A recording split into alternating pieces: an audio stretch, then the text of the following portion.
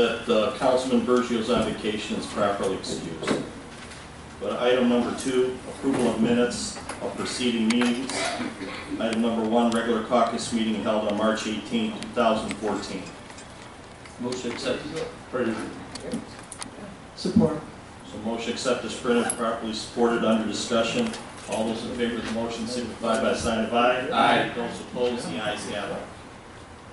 But item number 3, under discussion, we have item number 1, he's probably walking in the door. We have a campaign to keep Cleveland strong. Per Council President Patton in attendance. Grant Goodrich to address Council on campaign seeking renewal of issue 7.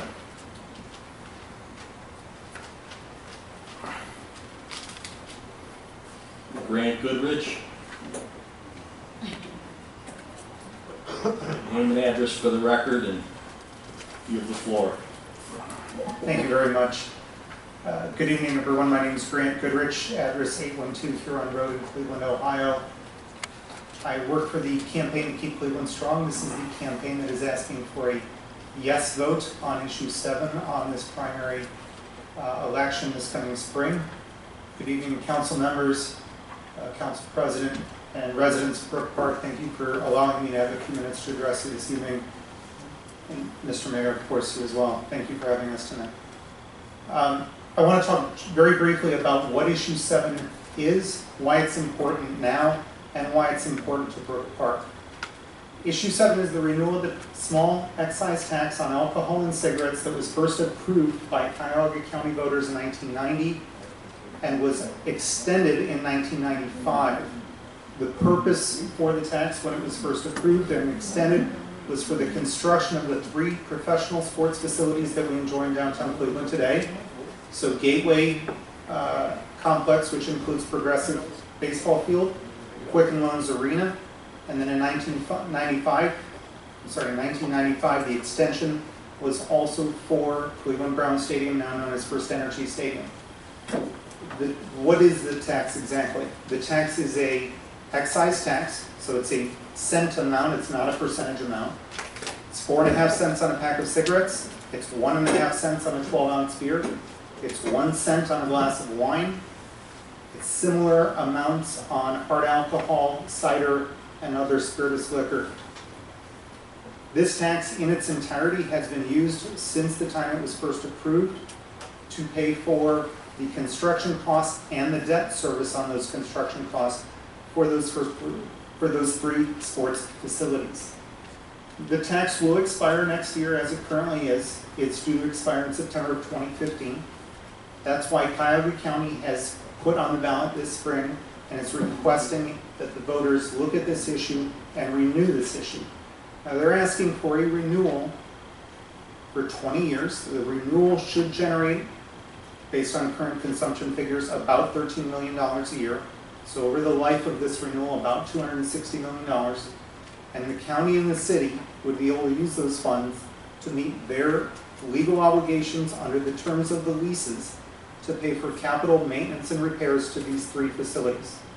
The 3 facilities in question are approximately 20 years old.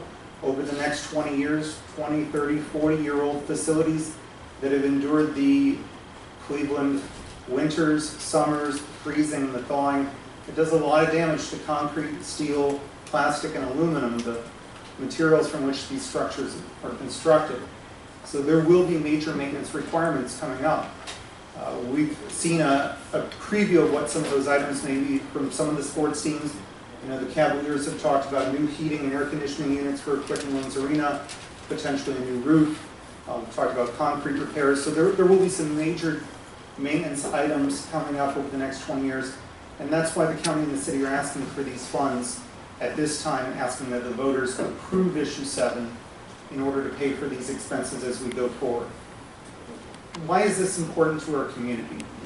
The 3 sports facilities have generated $400 million in local taxes, $500 million in state taxes, and an estimated $5 billion in economic activity for Greater Cleveland.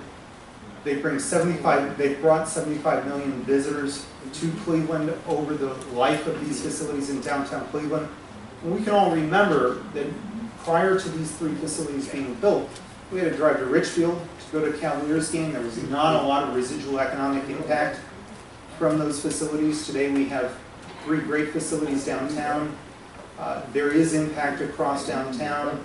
We have approximately 200 events a year in Quicken Loans Arena, of which less than half are the Cavaliers, the Monsters, and the Gladiators, the 3 home teams. So it's a variety of activities that bring people into our community.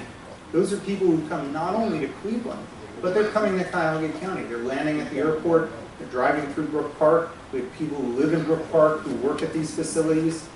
And we like to use the expression that rising tide lifts all boats.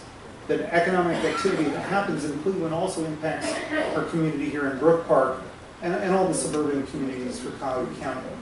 They say approximately half of the visitors that have come to the stadiums over the life of those stadiums have come from outside the county. These are people who come from Lake and Lorraine, from Toronto and New York, who are coming here and they're leaving dollars behind that come back into our community. It's also important in Brook Park at this time because if this tax renewal does not pass, the county and the city still are on the hook to pay for capital repairs and maintenance items. So if that money is not coming from the renewal of tax on alcohol and cigarettes, the county and the city are going to have to find those funds somewhere in order to meet these obligations. And they may have to cut services or using property taxes or other taxes that currently exist to meet those obligations. And that's not something the city and the county want to have to do. I'm asking that you consider very strongly issue 7, consider a yes vote on this item. I ask that you please encourage your residents to talk about this issue, to learn more about this issue, and most importantly, of course, to vote this spring with our primary election. I'm happy to answer any questions, and again, I'm very grateful to all of you for your time this evening. Thank you. Councilman DiMico. Thank you, Mr. Chairman. Just one question. As far as the dollar amount, it's is a kind of like a created amount based on what they know the renovations in the future will cost. Did it cost out forward? Do they know what the plan is, or just an arbitrary amount from past years' experience of the renovations?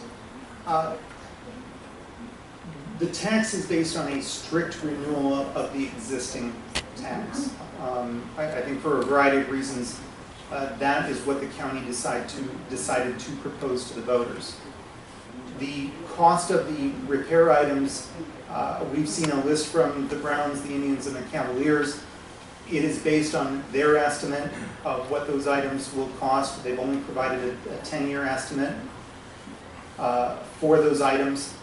There was a reluctance to get into great detail at this time because there's a formal process by which they identify costs.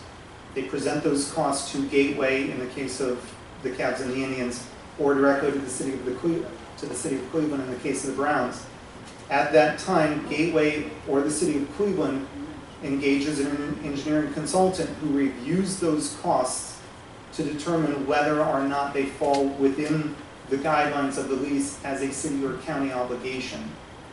And so the numbers that we've seen so far are estimates, but before any payments would be released, there would be a formal study of those items and a formal approval process that would go through either the city of Cleveland or Gateway Economic Development Corporation. Did I answer your question? To a degree, yes. Thank you, sir. Councilman Mancini. Like a lot of people, I'm all well good for the sports and all. So I guess with strikes, things of that sort, I'll never say its time has passed. Obviously, if the teams are winning, a lot of people are coming down. Do I stand corrected? I take a group of my kids the Saturday before Christmas. I don't have children, but I coach and take them downtown. What effect does this have for? Because I could tell you at Howard City the Saturday before Christmas, unfortunately, we're a major city. Most of the stores are closed. Don't see security, things of that sort. Really not a lot to do, my opinion.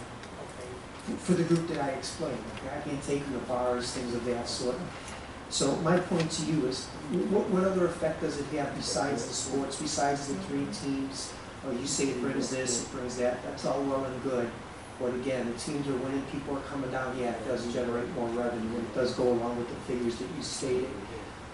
If things aren't going so well, it has an effect on downtown. I mean, you don't have the visitors that we talked about.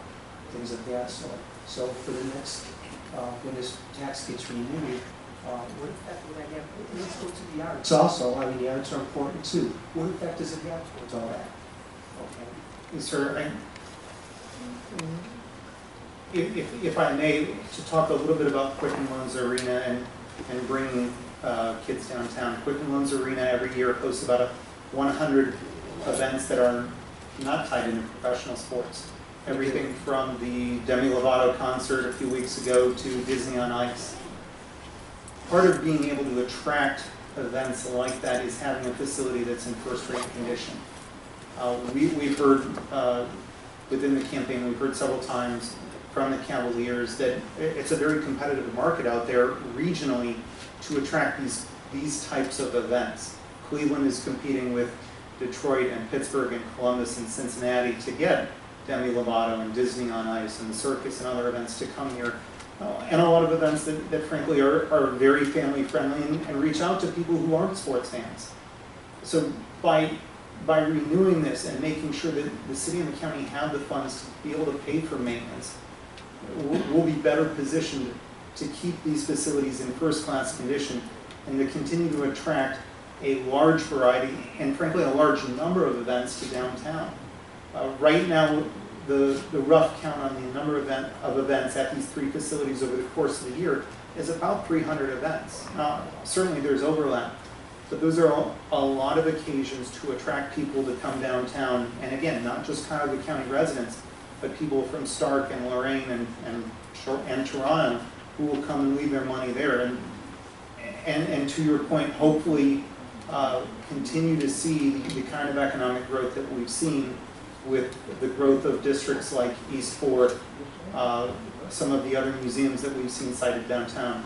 There's a sense that it's not just these three sports facilities, but it's all of these things acting in concert, where somebody says, sure, let's go to Cleveland. Not only are the Indians playing the Blue Jays, but there's the Great Lakes Science Center, and there's the Rock and Roll Hall of Fame, and there's all these things to do that are all going on.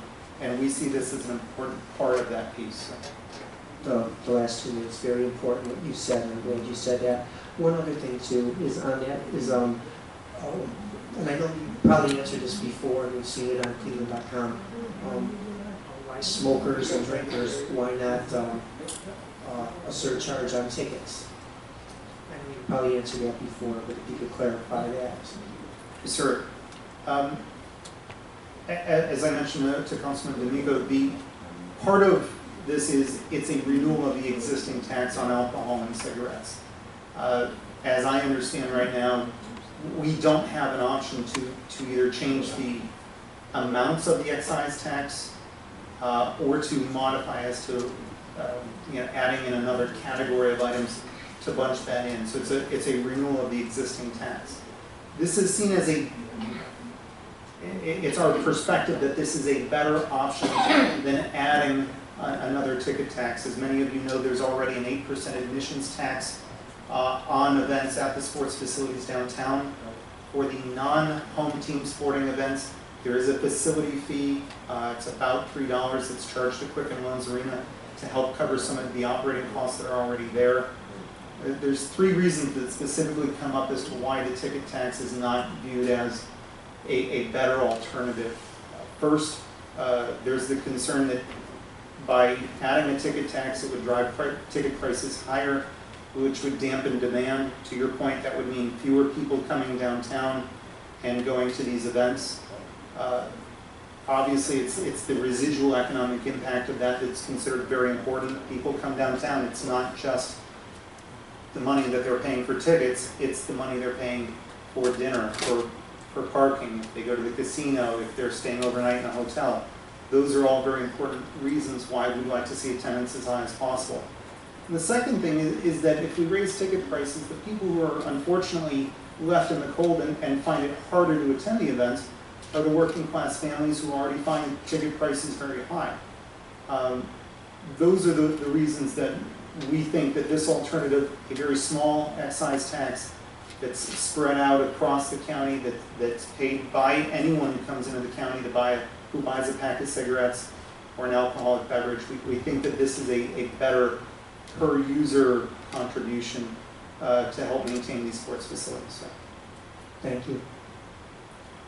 Any other questions? Mayor? You're working with Dan Posick, who I have a lot of respect for, and I told him I wouldn't oppose or support the tax. I have selfish reasons, we have issues for the city this year that I hope that people pay more attention to. But at the mayor's meeting, and I'll relate this to you, probably one of the largest family events in Cleveland takes place on March the 17th every year.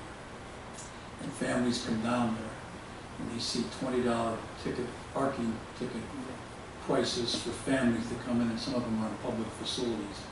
Aggravates the hell out of people, and I would argue, Dennis, Pat, and I, and Brian are Irish, so I guess we'll suck it up. But a lot of folks down there are not, they have to pay that money. The other aggravating thing is this, and we've heard this for years, and revisionist history is this, is the original tax was defeated in two communities, Cleveland and Brook Park. Okay, now, as I told the mayors, the county council could go a long way by, and we always hear these arguments about regionalism. It's only regionalism when the suburbs are being asked to provide assets to build or rebuild things in the city of Cleveland proper. And there's value to that, I'm not arguing that. But what is aggravating is that the legislature pieced out money for casino money to go to the city of Cleveland and money to go to the county. The county has seen fit, the county council down there, to take that money and provide that to the city of Cleveland to use for the opportunity corridor. We have opportunity corridors potential all over this county. And I have to tell you, if I was taking a stand in this issue, and Alan Glazer and those folks I have a lot of respect for, because a lot of them were responsible for passing the first one, doing the media, you know what I'm talking about. I would be opposing it unless and until the county guaranteed the suburban communities that they would not touch their allocations out of the gambling proceeds. And I think that's an issue that's underlying that folks don't see, particularly because the inner-ring suburbs, who are the hubs that go to the city of Cleveland, we have roads and sewers and asset issues like everybody else. So that's my feeling on it. And again, me sitting on the sideline is only because I have issues here that I think are far more important than what you're dealing with right now, because if you lose, you can come back again. And we may not be able to. Okay? So I just want to know where I'm coming from in the council. And this is the same statement that I made before the mayor's meeting. Okay? Thank you. Thank you, Mayor. Any other questions? Okay. Mr. Chair, the motion was discussed. There's a motion that was discussed. Support. Properly supported under discussion. All those in favor, signify by the side of aye. Aye. Those opposed, the ayes have it. Thanks a lot, Grant, for your presentation tonight. thank you, sir. Item number 2, an ordinance authorizing the mayor to enter into an agreement with the Teamsters Local number 436, introduced by Mayor Coyne. Chair, Councilman, give me a call. make a motion to place on tonight's council agenda. Support. There's a motion to place on tonight's council agenda, properly supported under discussion. All those in favor of the motion signify by the sign of aye. Aye. Those opposed, the ayes have it. Go to item number 3. The number of that ordinance will be ordinance number 9905-2014.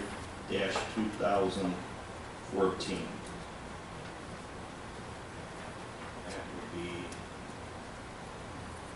item number 3 on tonight's agenda under first reading.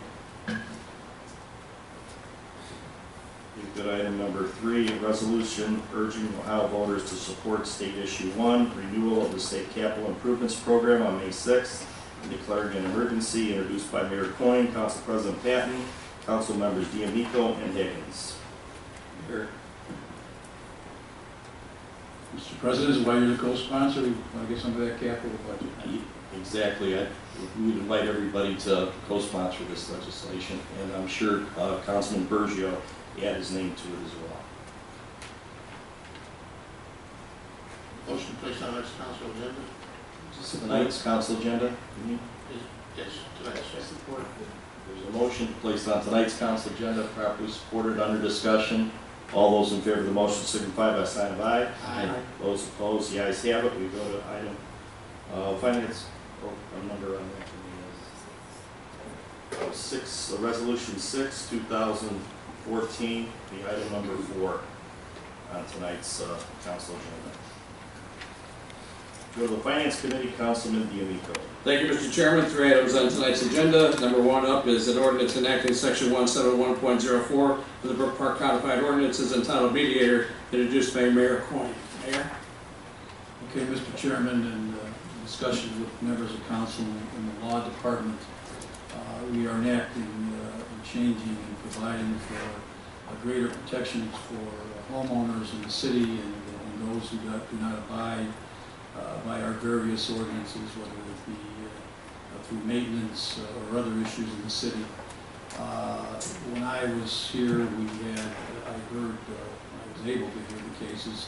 We separated the housing issues and the tax issues into a separate court operation.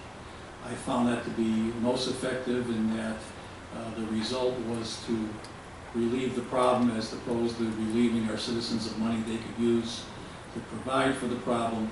I thought that was most effective, and effective April the 1st, I have raised the court costs and various fine structures to reflect other courts in the area that will more than ably provide for the cost of this mediator, and I think it will go a long way in resolving some of the problems we have in the various neighborhoods of the city. Thank you, Mayor. Any questions to the mayor on this issue at this point? Put the motion first on next council agenda. Support. Got a motion on the floor to place on this council agenda, properly supported. Any question or discussion on the motion? Hearing none, all in favor say aye. Aye. Against? The ayes have it. It will be placed on the next council agenda.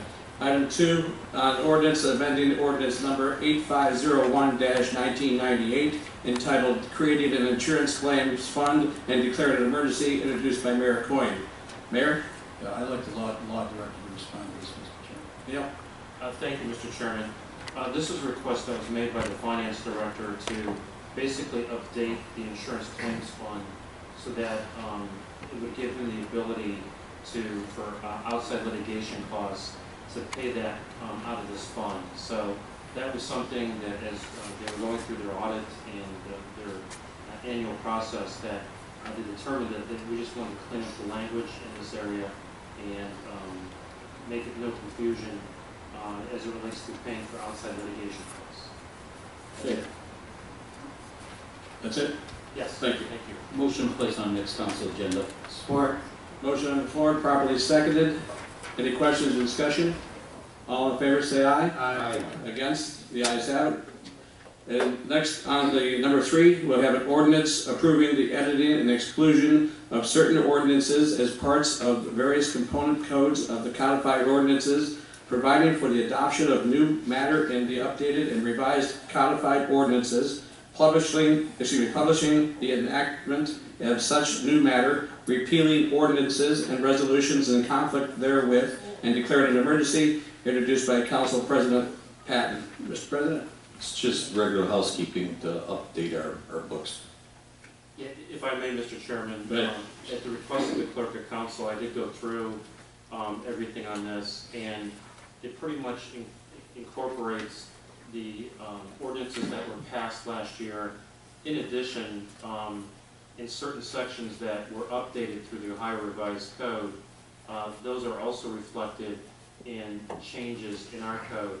The only thing that I instructed them to keep out was when they passed the new legislation on the internet casinos. I felt that that language would be in conflict with our existing ordinances, so I instructed the clerk to have them not include that in this package. But everything else was either legislation passed by this council last year or updates in the revised code in our traffic and criminal code. Thank you, Mr. Chairman. Thank you. Any questions for the President of Council or the Law Director at this point? Mr. Higgins. Mr. Chairman, through the chair of the law director, Neil, do we have some legislation out there that we need to maybe repeal then in regards to the internet casinos? I don't think so. Theirs was a different approach, and it's not in direct conflict. I mean, that business, a lot of those people have decided not to stay in business. But at this point, I don't think we need to repeal it at this point, and we'll see how that progresses. Thank you, Mr. Law Director. Thank you. Any other questions at this point? I'll entertain a motion placed on the next council agenda if you so choose. So made, Mr. Chairman. Got a motion on the floor? Properly seconded. Any questions on the motion? Hearing none, all in favor say aye. Aye. Against, the ayes have it. That'll be on the next council agenda. That's all I have tonight, Mr. Chairman. Thank you, Councilman. We'll go to item 5, Legislative Committee, Councilman Troyer. Thank you, Mr. Chairman. The Legislative Committee has one item tonight. A resolution opposing the passage of House Bill 5 by the Ohio General Assembly and encouraging the adoption of the changes recommended by the Ohio Municipal League and declaring an emergency, introduced by Mayor Coyne. Mr. Mayor, would you like to speak on this? Yeah, I'd like to have Greg speak as well. Basically, there are some issues in the legislature dealing with the collection of municipal income tax, and I asked Greg to review this to see if he has any comments. There was a version by the Mayor's Association and the Ohio Municipal League, and I just want to make sure that what's there is what is going to work for us the best. Our esteemed Director of Tax and Finance. Thank you, Mayor.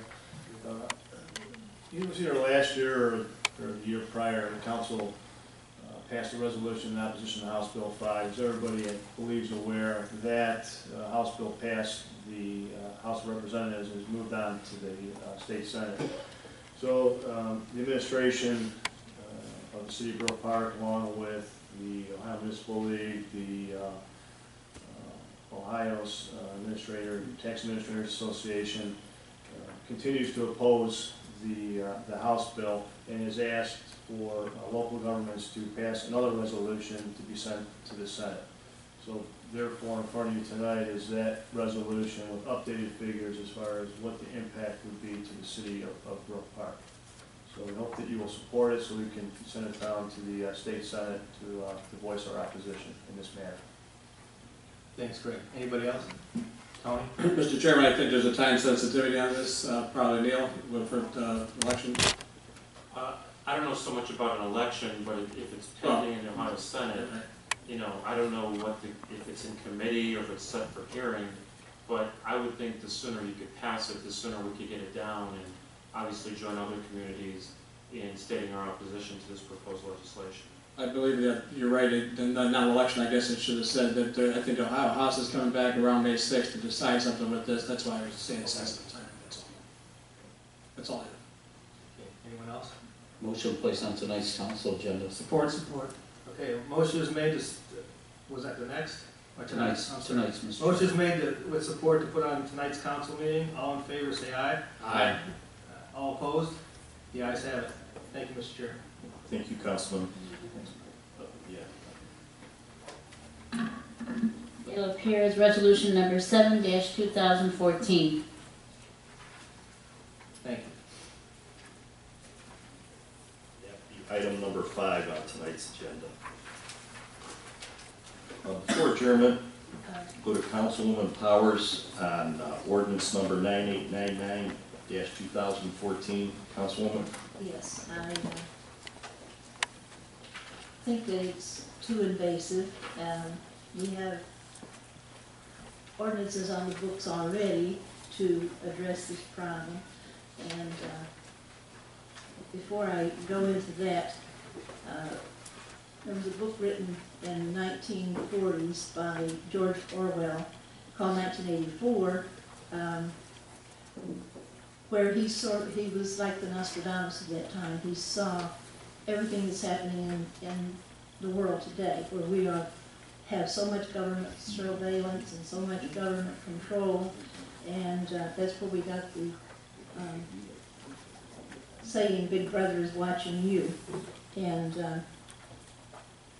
that's the reason I think it's just too invasive. It gives too much power to one or two people, and if you have a conflict in personality with those people, then it's they could use it to harass someone. And as for the weeds and the weed control,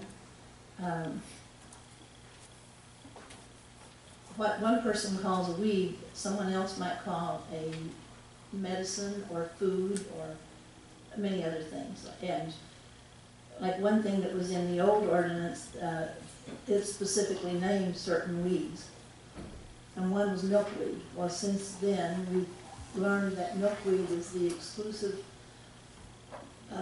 food source for monarch butterflies. Not only that, but it is for all bees and flying insects that help to pollinate all other plants. So we should not be destroying plants until we fully understand what they're good for. And when it says that briars and vines, etc., well, half the things that we eat grow on vines. So if you get an overzealous weeds inspector, you could wind up with no garden, or no grapevines, or whatever, no raspberries. And we shouldn't be using noxious weeds, poisonous weeds. We shouldn't be using the chemicals that destroy our atmosphere. If you remember a few years ago when they sprayed for the West Nile virus, they sprayed so often and so much that for 2 or 3 years it killed the birds, it killed the insects. You hardly even saw a fly in your yard in the summer. No bees, no. So we need to be very careful about what we choose to destroy. And as I said, so many plants, like the ragweed or the milkweed, that promotes our insects that pollinate our other plants. And there's mullein, that is a medicinal plant that is good for colds and congestion and coughs if you make it into a tea. And there's lavender, that is a very soothing sachet for babies and anyone that needs to be relaxed and helps you sleep at night. And then the lowly dandelion that everybody hates. Well, the dandelion is either food, or it could make a good glass of wine to go with dinner. So, as I said, let's be careful about what we call a weed and try to eradicate. Thanks, Councilman. Law Director Neil Jameson. Thanks, Mr. Chairman. Just in response, the council president had discussed this with me, and it relates to some of the concerns that you had, Mrs. Powers, as it relates to this ordinance. I would say to you that the purpose of this ordinance is really to address those vacant structures in our city that are not presently cutting their grass or allowing weeds to grow to such an extent that they become a blight on the neighborhood. And in talking to the building commissioner, he related to me that last year in 2013, we did 34 homes in the city of Brook Park where the city came in for vacant structures. Nobody was living there, typically owned by a bank or someone of that nature, where we came in and cut the grass or the weeds because they got to such an extent that the neighbors in the area, in that neighborhood, felt that it was hurting their properties and hurting the aesthetics of that community. And so, if anyone's living in the structure, we're not going to go in and use this ordinance. If someone is living in a house and they're not properly maintaining their property, then they will get issued a citation to come into mayor's court. And then at that point, we would deal with the situation. This is really giving us the ability for those vacant structures in the city where no one is taking care of them to allow us to go in and cut it, and then to place a charge against that property so that we can recoup the cost that the city's incurring for taking care of someone's property that someone else should really be doing. So this isn't attacking people because they are growing certain kinds of weeds, or because, you know, if you go on vacation and you're worried that after you're gone for 2 weeks, that someone's going to come in and cut the grass and charge you $300. We're not going to do that. This is an ability to give more teeth to the ordinance to deal with those houses where no one is living. These are typically foreclosures, and like I said, last year we had 34 where the city stepped in and was cutting. And this will allow us as we revamp this ordinance, to then go in for the cost of doing that, to then put a lien or assess it against the property so that if it ever does get sold, that we have an ability or an attempt to try and recoup that cost. So I understand your concerns that we're not gonna be the weed police or the grass police, because if someone's living in a structure, that's a separate matter that will deal with that. This is really an ability for us to try and combat the growing problem of vacant structures in our community so that they don't become a blight in our city. Thank you, Mr. Chairman. Mr. Chairman? Councilor Chairman, Bebe. thank you. Just no other thing to have other than a robust conversation. Since the building commissioner is here, can we bring him up for a minute and have this take on this at all? Mr. Hurst? Mr. Chairman, if I may, I think the law director adequately responded. They've been in conversation. So I think that Neil and Ted would concur. I would just like to add this, if we could have council's indulgence, and in all respect to you, Jan. George Orwell protected a lot of things, okay? And I think more of his story was the control by the government to, with propaganda and other controls, to really alter people's mind, to get them to conform to what the government wanted to do. I don't think he ever, certainly in his book 1984, that in 1984 Brook Park was still a city where folks came and took care of their homes. I don't think he predicted the bubble of real estate, people abandoning homes in droves in the city, and the dilemma that we have in declining property values in a good degree because of folks that lend money or other issues surrounding property maintenance. I know that you're very active in the beautification of Brook Park, and those folks are doing a wonderful job recognizing our people that are taking care of their homes, and I think we'd be remiss in our duties as the mayor and the administration and the council. It would kind of be, to me, contradictory to what they're trying to achieve, to allow others who have abandoned properties in this town to take the efforts they're making in trying to keep the city beautiful, to not give the tools to the building department that they need to take care of this. And you should look at legislation at the extreme. I suppose that's a good way to look at it, but the reality is very difficult in framing this legislation to provide the protections that you want and to get the enforcement that we need against folks who really don't care. And you've seen examples in that in your ward, and I believe every other council did. So once again, we're only asking within the parameters as the law director has defined, and I think has gone through this ordinance and crafted something that I think is reasonable to give us the tools to do our job to try to address most of the concerns that you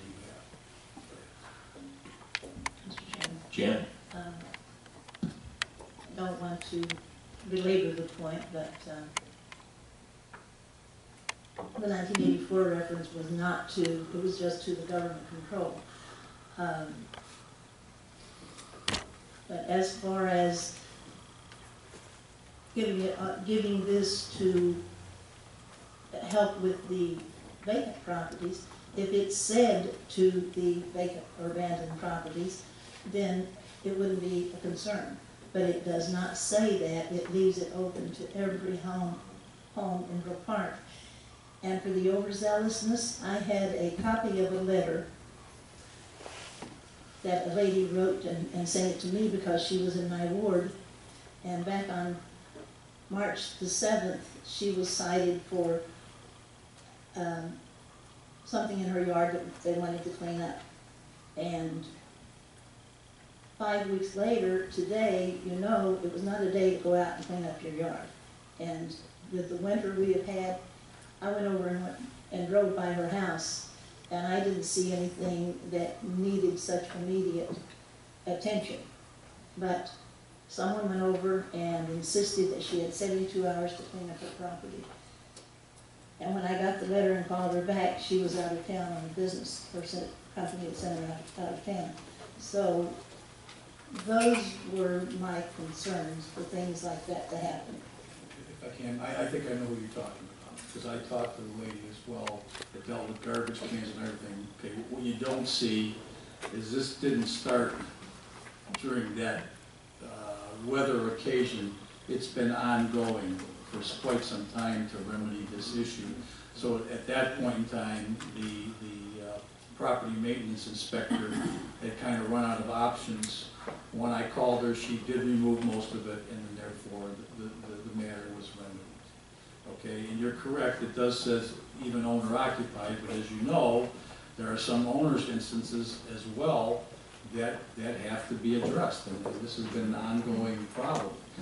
Again, our sole thing, and maybe the mediator will help in this, is to just get people to take care of their property, okay, for themselves, for their own investment well-being. All right, I think we can look at still in this town, the most important investment you make is your home, and why would banks and other areas that we have to struggle with, we can understand that, and I hope as we grow these various things that we'll be able to get folks that for whatever reason right now can't remedy their situations, that we can help as we go down the line. So my intention, speaking for the administration, is to try to do everything we can to resolve these issues and provide help to people, but in some cases, time after time where someone keeps going back, guess what? We got to do something about it. And we're entitled to recover the money that we spend, I'd say.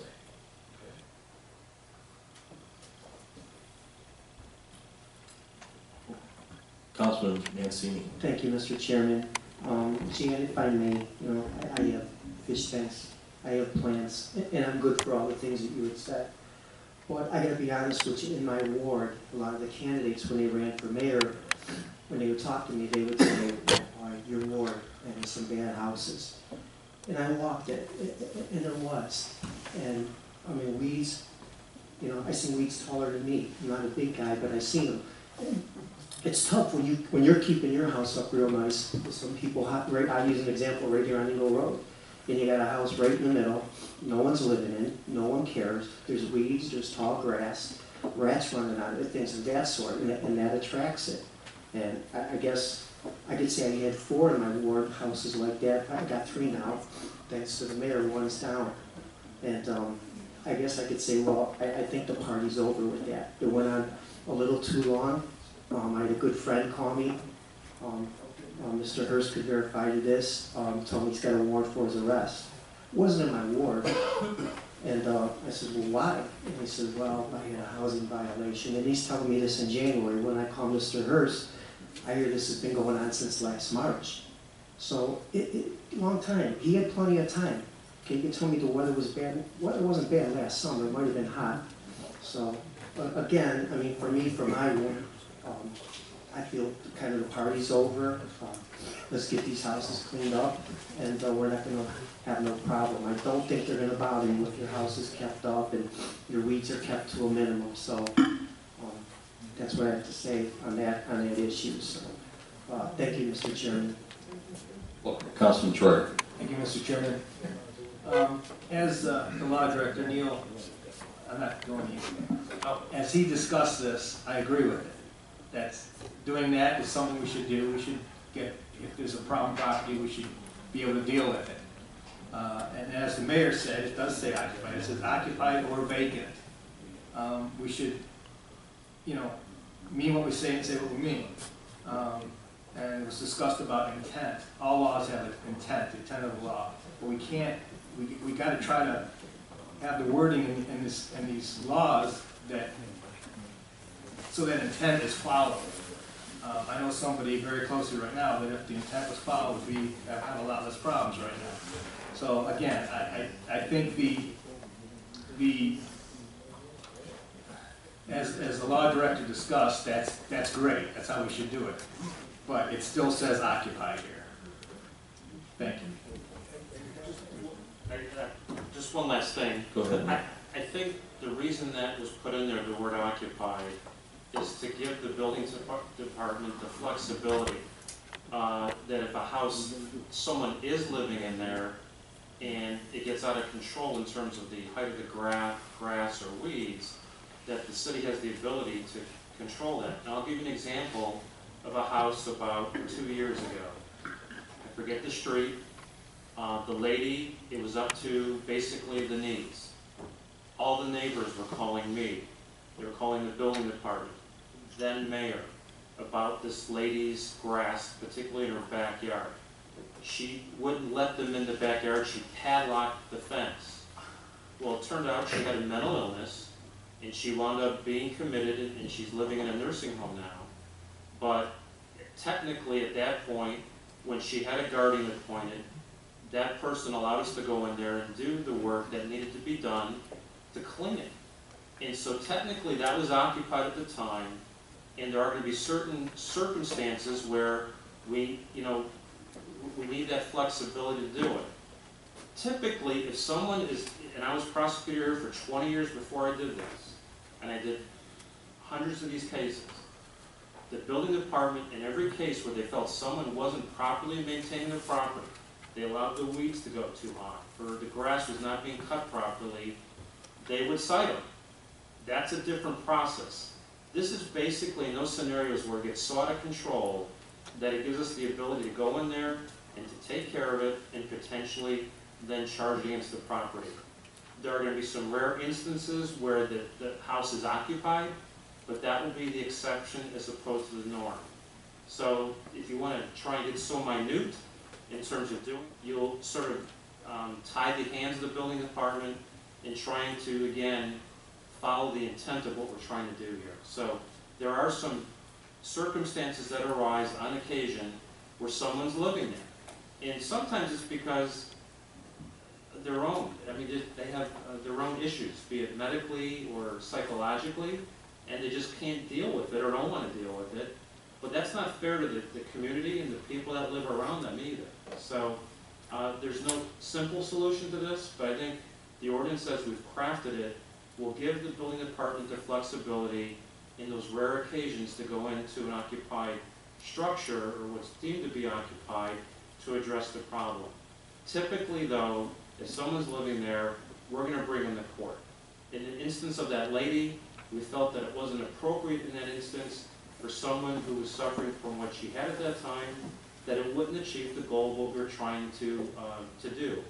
And eventually we resolved it, but those people that lived around there, they had to live around that. So I don't want to limit it to just vacant, because there will be some times when the structure is occupied. Thank you, Mr. Chairman. Mr. Chairman, one final comment. Go ahead, Mayor. As it relates to that. Let's be very candid about this. There are some occupied houses that are in worse state of maintenance and repair. Some of the banks take care of their properties very well. Some of the foreclosed properties do. Some of our residents who are occupying their homes do not. We got to start having dialogues with them about this. This will begin to do that, that's all. Okay? There's nobody up here with dishonorable intentions. Believe me, I wish we didn't have to have such an ordinance, but I would challenge the members of council. I believe that you believe what I believe. Thank you, Mr. Chairman. Thank you, Mayor. Any further discussion? We see none, we'll move to adjourn the caucus meeting. We'll call the regular council meeting of council of the city of Brook Park, Ohio to be held on Tuesday, April 15, 2014 at 8 p.m. to order. Michelle, please call the roll of members. D'Amico? Here. Troyer? Here. Salvatore? Here. Mancini? Here. Bergio? Powers? Here. Higgins? Here. Please note that Councilman Bergio is properly excused. Please stand for the Pledge of Allegiance. To the flag of the United States of America and to the republic for which it stands, one nation, under God, indivisible, with liberty and justice for all. Item C, approval of minutes of preceding meetings. Item number 1, special caucus meeting held on March 11, 2014. Motion to approve is printed. Support. Motion made, properly supported. Under discussion, all those in favor of the motion signify by a sign of aye. Aye. Those opposed, the ayes have it. Good. Item number 2, special council meeting held on March 11, 2014. Make a motion to approve. Support. Motion made, properly supported, under discussion. All those in favor of the motion signify by sign of aye. Aye. Those opposed, the ayes have it. We go to item number 3, regular council meeting held on March 18, 2014. Motion to accept as printed. Support. Motion made, properly supported, under discussion. All those in favor of the motion signify by sign of aye. Aye. Those opposed, the ayes have it. Go to item number 4, special council meeting held March 25th, 2014. Make a motion to accept. Support. There's a motion made, properly supported, under discussion. All those in favor of the motion signify by sign of aye. Aye. Those opposed, the ayes have it. We go to item number D, remarks from the audience on any subject. Please get up, give your name and address for the record, please.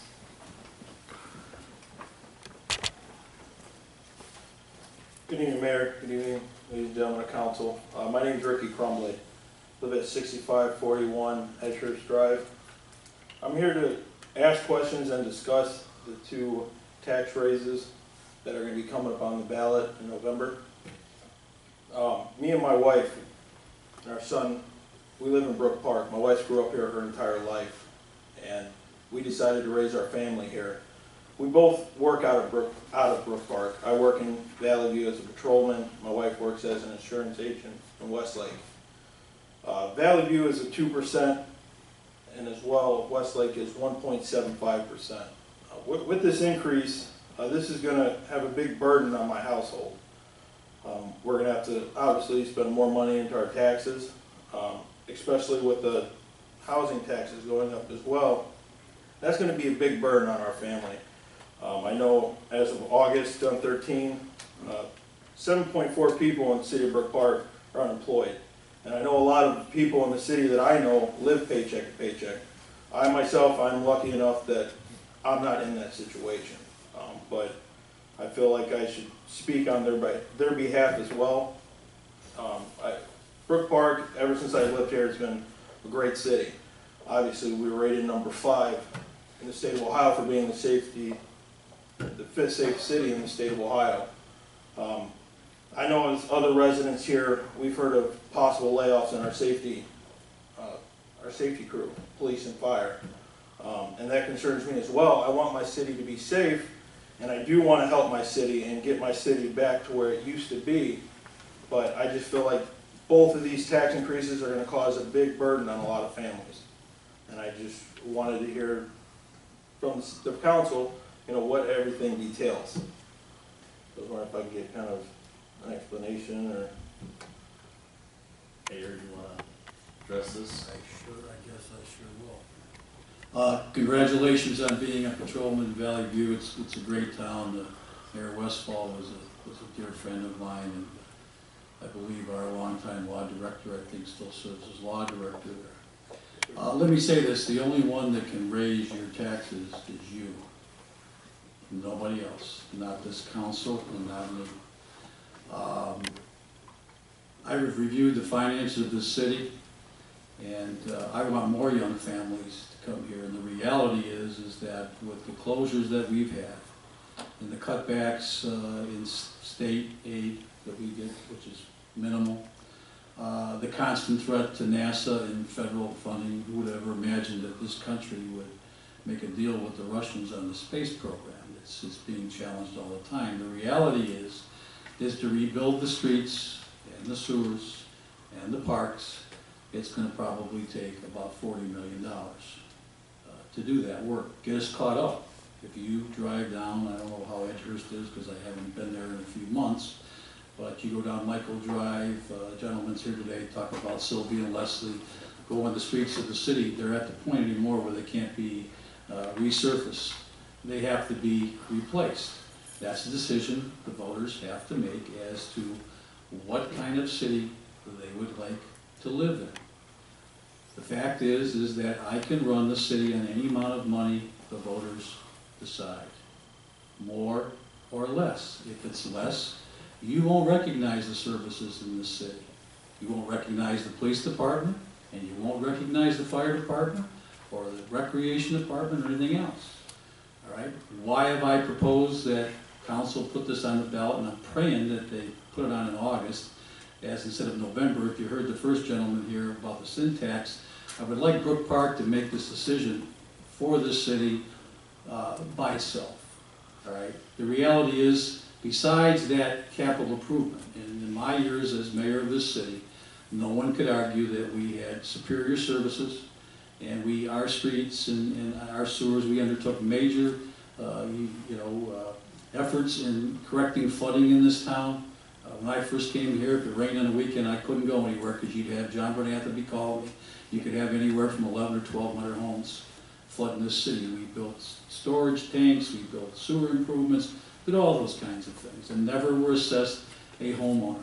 Okay, the city income tax was last raised, I believe, in 1990 for that very specific purpose. And what we did most of the time was a 60-40 split in how we run the city. What does that mean?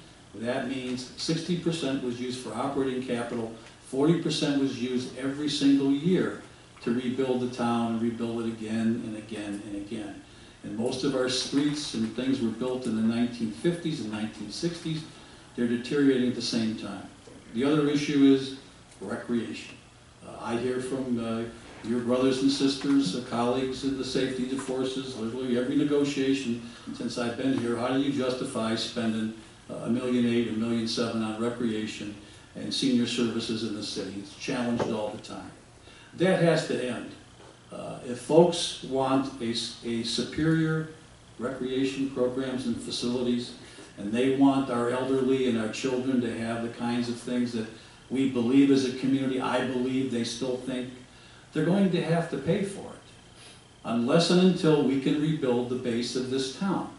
And it's over there at Henry Ford Boulevard. Have you driven by there lately? Yes, There's nothing there. I'm just being rhetorical in the question. There's nothing there. So the fact is, I believe that presented to the people of this city, and they've never voted on the recreation center, by the way, never voted on by the people of the city, the council and the mayors, we had the money, and we wanted our kids to have something. And that's how I was raised here. That's why I'm sitting here today, to try to provide that same opportunity to your children, but you have to make that decision. And I've separated that because I know in order to bring this community back to what it was, all of that tax money, the income tax money, is going to be needed to rebuild the town. Because just like tonight, we're going to talk about a collapse of a sewer on Harrison Boulevard. We had a $300,000 slide on Rupel Road a few months back. So this aging infrastructure is always going to be a challenge. I want to free up money in the general fund so that we can address the issues of how we protect our people, how we operate various services in the city. You may have seen a sweeper going down your street recently. Yes, I did. I didn't buy one. I want to buy one. And I want to have the streets cleaned. We went to the providers who we think are going to bid on this. I said, we need one for 10 days. And a resident called me up and said, see this thing, you're running it 24 hours, what are you doing?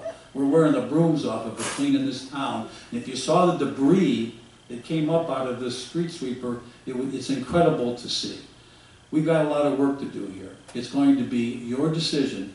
If council puts this on the ballot, I will be at your door and every single street in this city explaining to you what will happen, what will be done with this money, and what we hope to achieve. And having said this to you, in my career, I have asked people to raise taxes, and I believe I can show you every document that I proposed. I built everything I said I was going to build. I did everything I said I was going to do. We need a new police station, we need a new fire station. The city hall is just sucking energy right out the door every single day. All of our facilities are going down the toilet. So you will make that decision. You will make that decision as to what community you want. And I will suggest to you as a young man, this home that you purchased in our town is your biggest investment. Yes, And sir. I'll give you an example, okay?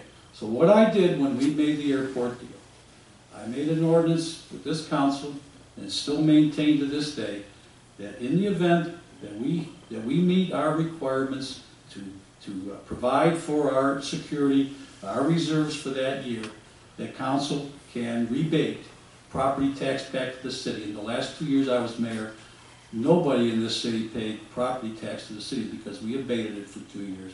And folks got 100% credit for the tax they paid. So literally, most of the people in this town, and we don't tax retirement benefits, Most of the people in this town didn't pay 1 cent of tax. And now, I don't know that that could ever happen again, because I probably won't live that long, all right? But that's what we need to do. And that's what people need to understand. Again, what kind of city do you want? You're going to make that decision. And you can challenge me on everything that I'm saying anytime you would like, all right?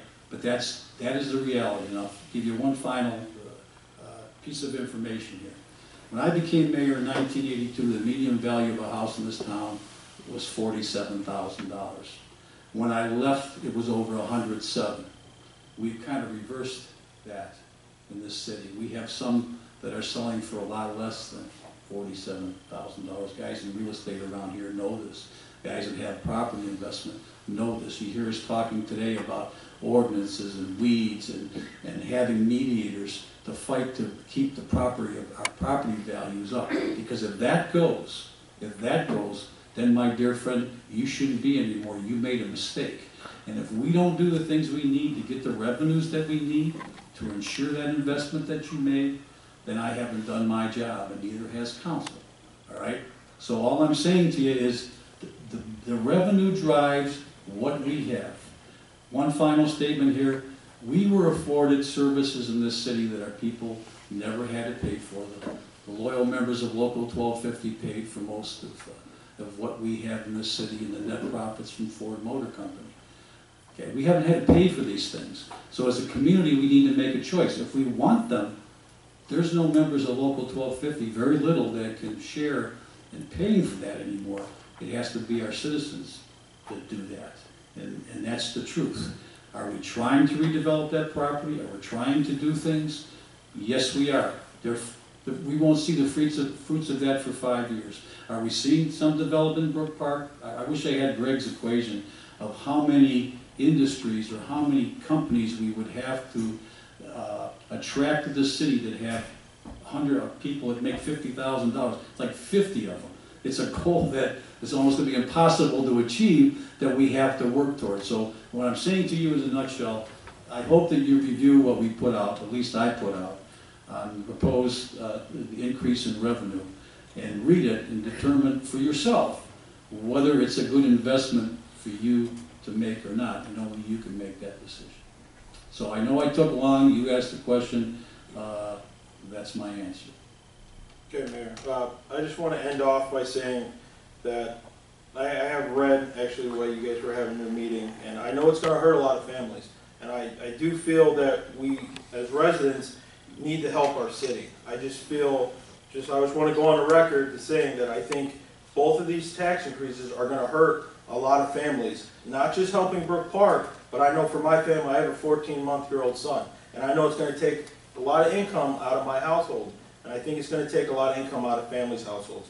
And I just want to end off by saying that, is that I feel that it will hurt a lot of low-income families, especially mine in particular. I just wanted to come here and just talk to you, Mayor. I supported you in the last election, and I supported you everything you did in the past. But this is one issue that I think I needed to bring to the table that was my concern. I'm glad you did. I'm glad you did. Thank you, ladies and gentlemen. Thank you.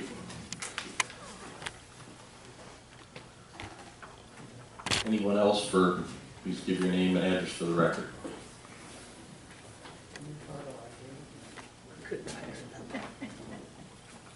John Burnett, 6242 Adair Court. A couple of things. The gentleman, Goodrich, I believe his name was up here, just speaking to you about the tax on our, if you go get a beer or whiskey or a cigarette. Well, have you ever stopped to think? I don't go to a Cavalier game, a baseball game, or a football game. So why should I, and my family doesn't, why should I pay any part of that tax? Especially when on the football, over half of those guys are making millions a year. And I think the Browns last year came close to $1 billion, I mean. And they want us to take care of things. Yes, it should be taken care of, every one of them. But, as the gentleman pointed out, I think 20 years, about $216 million. You mean to tell me divide between the three that would be about $13 million a year, that they couldn't split up $4 million and pay for those things themselves and add and ask the people for us in Brook Park. 90% of us don't go down into Cleveland in the first place, and we have to pay for this. I think you should take another look at it and wouldn't support. By the way, I've already voted against it. I got an absentee ballot, so. The one other thing the lady brought up, I would hope, Mayor, and I would hope the council here would back it 100%, because, like I say, at the last election, I campaigned door to door for a few of the councilmen here and for the mayor. Our biggest problem of everything was how dirty and filthy our yards and our homes are. I went behind, and I'll take it if any of you want to, 9 garages while I was out campaigning. Stuff that hadn't been moved in 20 years. And the neighbor said it attracts rats, raccoons, and everything else. And people who show me across the street, they park in their front yard with their cars. The backyards are worse than the worst on, well, I don't want to say what cities and things what it is. I'm proud of my yard, yes, but I don't expect people to keep their yard up like I do mine, because I make an extra attempt because I love doing the work. But please, and garbage cans, you're supposed to take them in that same day. Some of them are out there for a week and never take them in until the next time around. They have to run out, run it in, throw the garbage in, and take it back out again, which is a shame. Unfortunately, we have people in the city that are this way. Not all of them. I'd say 60–70% of the people take care of their property, cut their grass. And yes, I want the man next door to cut his grass every week. If he doesn't like it, then get out of the city. That's my word for you.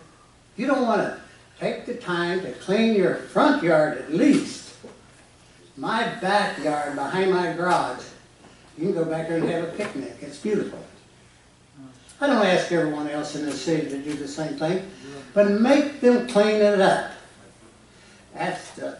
I would say 60% of the people, that was their complaint when I was out campaigning door to door for some of you people.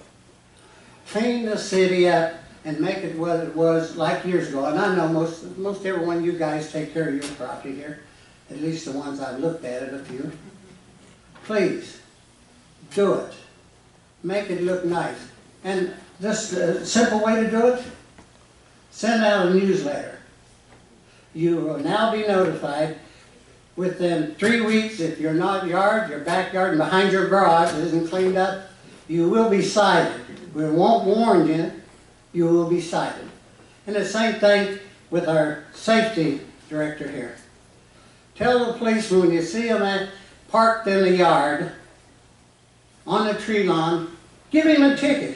He knows it's a law, he's not supposed to be there. And overnight parking?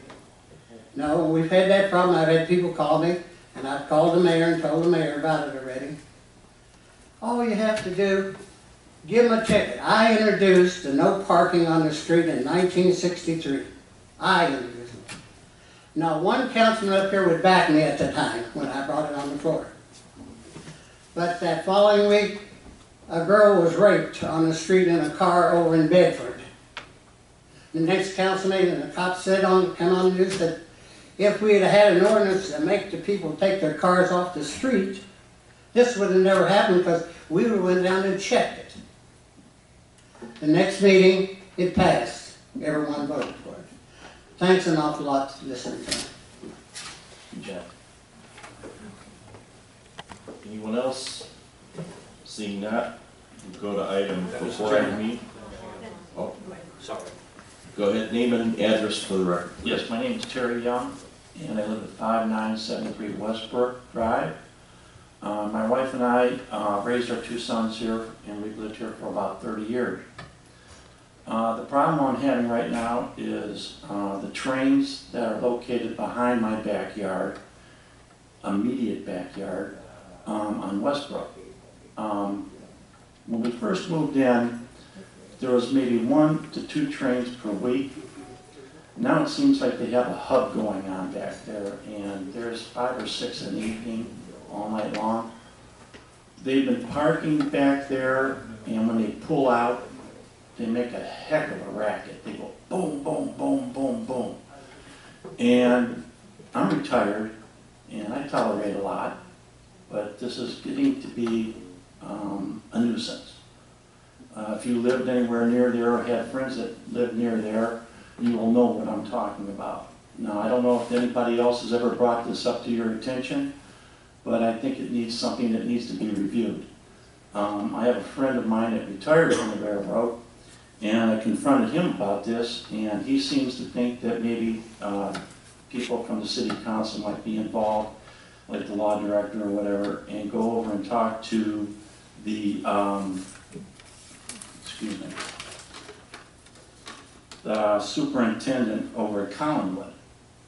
Now, I don't know if he has any plans of doing anything about this, but I know that their hub has been expanded a few years ago, and it used to be the B&O Railroad Company, and I believe now they're the CSX.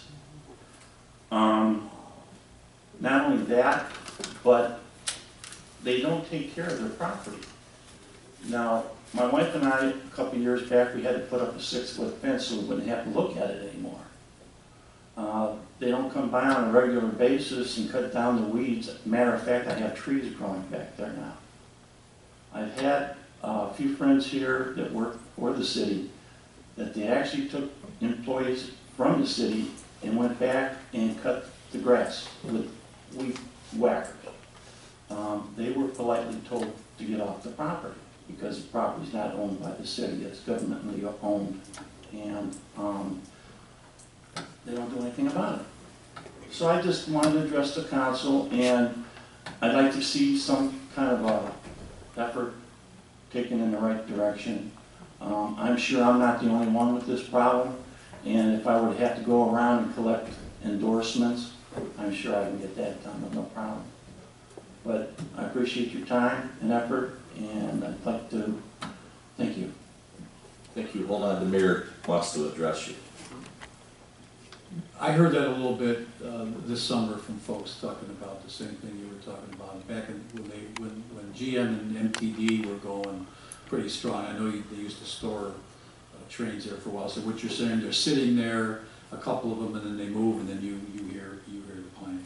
Yes, I think the old rule was that they were allowed to sit on the railroad tracks for 15 minutes at a time. Anything longer than like that, they would be fined for that. But now they're sitting back there. I timed one today, he was sitting back there for 24 minutes. That's not too bad, but they do sit back there for longer periods of time. Can I get off the record, your phone, everything we talked to you?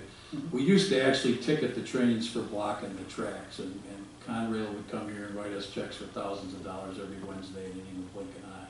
Mm-hmm. But this seems to be a little bit different problem. So I'm going to come down when I get done here and get your phone number, and we'll get the law department and safety director and see what we can do. I appreciate it, and thank you very much. Thank you. Mr. Chairman? Councilman D'Amico. Make a motion we go into executive session for attorney conference and negotiations. Support. Motion made, properly supported, go into attorney conference and negotiations executive session. Michelle, please call the roll. D'Amico? Yes. Troyer? Yes. Salvatore? Yes. Mancini? Yes. Powers? Yes. Higgins? Yes. Recess into executive session.